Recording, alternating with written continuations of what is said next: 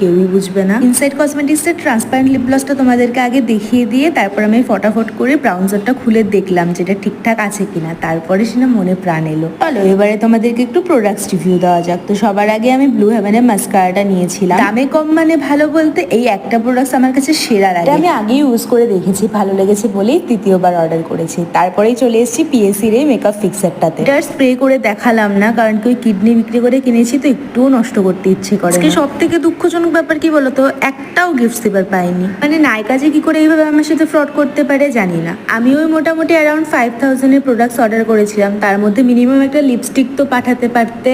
ওই দেখো লিপস্টিকের কথা বলতে বলতে লিপস্টিক নিয়ে হাজির হয়ে গেলাম। তো এই যে আমার হাতে রয়েছে এখন রিকর্ডের 10 পিস কম্বো লিপস্টিক। এখানে ভীষণ সুন্দর সুন্দর 10টা লিপস্টিকের শেড আছে, আর যেখানে একদম আমার মন কেড়ে নিয়েছে এই জায়গাটা আমার মুখটা ইগনোর করো, আমি জাস্ট এটাই ফোকাস করছিলাম যে লিপস্টিক গুলো দেখা যাচ্ছে কিনা। যাই হোক